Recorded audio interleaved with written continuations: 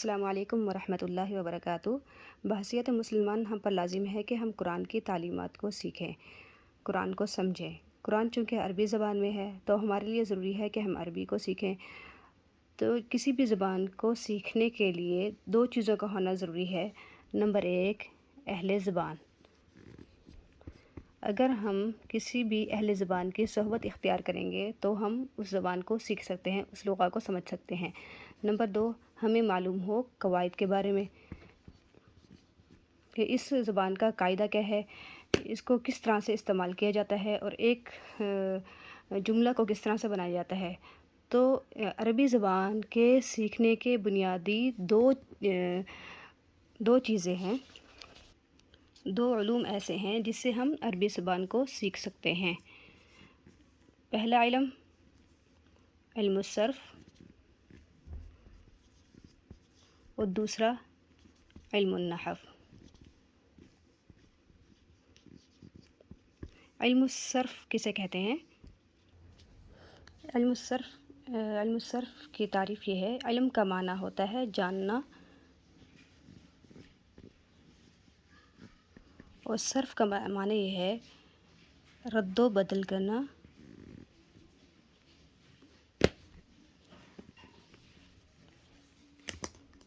صرف کا معنی ہے رد و بدل کرنا،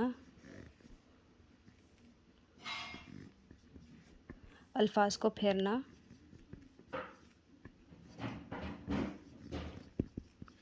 ایک لفظ سے دوسرا لفظ بنانا،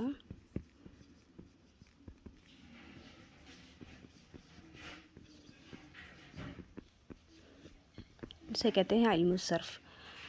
علم الصرف کا مطلب یہ ہے رد و بدل کرنا، الفاظ کو پھیرنا اور ایک لفظ سے دوسرا لفظ بنانا، یہ ہے علم الصرف۔ علم الصرف کی تعریف یہ ہے کہ علم الصرف میں صیغوں کی پہچان حاصل ہوتی ہے، لفظوں کو گرداننے کا طریقہ آتا ہے، یعنی ایک لفظ سے دوسرے لفظ بنانے کا طریقہ آتا ہے، ایک صیغہ سے دوسرا صیغہ بنانے کا طریقہ آتا ہے، یہ ہے علم الصرف۔ جیسے ایک صیغہ ہے فعل، یہ واحد مذکر غائب ہے، تو اس سے ہم جب تثنیہ مؤنث غائب بنائیں گے تو ہے فعلا۔ تو تثنیہ مذکر غائب کس طرح سے بنائیں گے، یہ ہمیں علم الصرف سے معلوم ہوگا کہ ہم نے واحد سے تثنیہ کس طرح سے بنانا ہے۔ اور علم الصرف کا فائدہ اس علم کا یہ ہے کہ الفاظ کو صحیح طور پر پڑھنا آ جاتا ہے، یعنی ایک لفظ ہے فعلت، تو علم الصرف سے ہمیں معلوم ہوگا اس پر ہم نے کون سی حرکت لگانی ہے، یہ فعلتا ہے یا فعلتی ہے یا فعلت ہے، اس پر حرکت کیا آئے گی، یہ ہمیں علم الصرف کے ذریعے سے معلوم ہوگا کہ اس پر کون سی حرکت آئے گی، یعنی ہمیں الفاظ کو صحیح طور پر پڑھنا آ جائے گا، ہم نے اس کو فعلتا پڑھنا ہے یا فعلتی پڑھنی ہے یا فعلت پڑھنا ہے۔ علم الصرف کی کچھ اصطلاحات ہیں۔ پہلا یہ ہے کہ ضمہ پیش کو کہتے ہیں، کسی بھی حرف پر پیش کا ہونا اسے کہتے ہیں ضمہ، اور فتحہ کہتے ہیں حرف کے اوپر حرکت زبر کی، اسے کہتے ہیں فتحہ،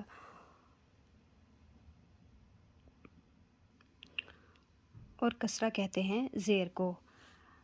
حروف کی حرکات ضمہ، فتحہ، کسرہ یہ عربی کے الفاظ ہیں، اور زبر، زیر اور پیش یہ اردو میں کہتے ہیں۔ جیسے را زبر تو عربی میں را فتحہ، را زیر، را کسرہ، را پیش، را ضمہ، یہ را فتحہ، را کسرہ، را ضمہ۔ حرکت زبر زیر پیش کا نام ہے، یعنی را فتحہ جو ہے وہ حرکت ہے، اور کسرہ یہ حرکت ہے، ضمہ یہ حرکت ہے۔ یہ زبر زیر پیش جو را کے اوپر زبر ہے وہ حرکت ہے، را کے نیچے جو زیر ہے وہ حرکت ہے، اور را کے اوپر جو پیش ہے وہ حرکت ہے۔ حرکت کہتے ہیں زبر زیر پیش کو۔ سکون اور جزم کہتے ہیں حرکت کا نہ ہونا، جیسے مثال ہے علم، عین کے نیچے کسرہ ہے وہ حرکت ہے، اور لام کے اوپر سکون ہے، جزم ہے، حرکت کا نہ ہونا یہ سکون کہلاتا ہے۔ علم میں لام ساکن ہے، اور میم پر تنوین ہے۔ تنوین دو زبر، دو زیر، دو پیش کو کہتے ہیں، جیسے با دو زبر بن، با دو زیر بن، با دو پیش بن۔ تو با کے اوپر دو زبر کا ہونا یہ تنوین ہے، اور دو زیر کا ہونا یہ تنوین ہے، اور دو پیش کا ہونا یہ تنوین ہے۔ تشدید کہتے ہیں ایک حرف کو دو بار پڑھنا، جیسے عبدہ، اس میں ضاد کو دو بار پڑھا جا رہا ہے۔ پہلے ضاد کو عین کے ساتھ ملا کے پڑھا جا رہا ہے، پھر ضاد کو الگ سے پڑھا جا رہا ہے، اس کو کہتے ہیں تنوین۔ اس کے اوپر ضاد کے اوپر جو یہ حرکت ہے یہ تنوین کی ہے، تنوین کی تشدید کی ہے۔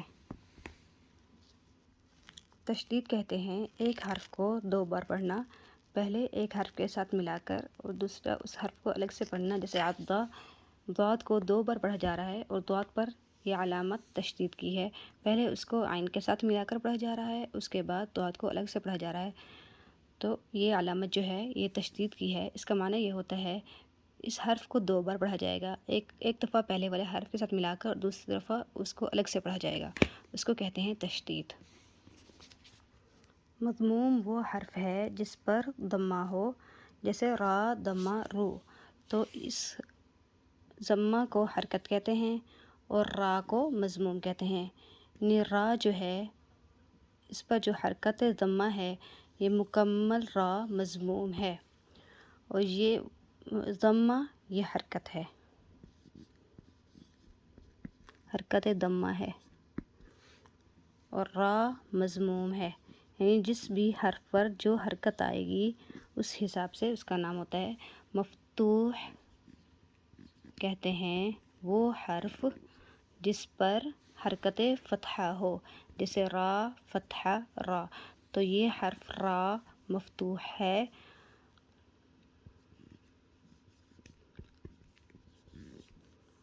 اور یہ فتحہ یہ حرکت ہے، حرف را مفتوح ہے اور فتحہ یہ حرکت ہے۔ مکسور وہ حرف جس پر کسرہ ہو، لفظ را اس کے نیچے کسرہ ہے، زیر ہے، تو را یہ مکسور ہے کیونکہ اس کے نیچے زیر ہے، تو را کو ہم مکسور کہیں گے، اور زیر یہ حرکت کسرہ ہے۔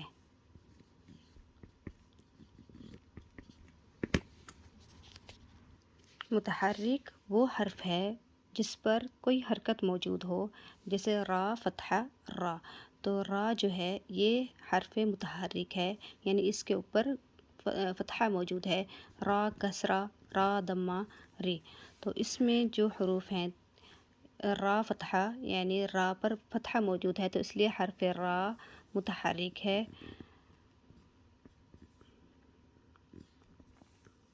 اور حرف را یہاں پر متحرک ہے، یہاں پر فتحہ کے ساتھ متحرک ہونے کی وجہ سے اسے مفتوح کہیں گے،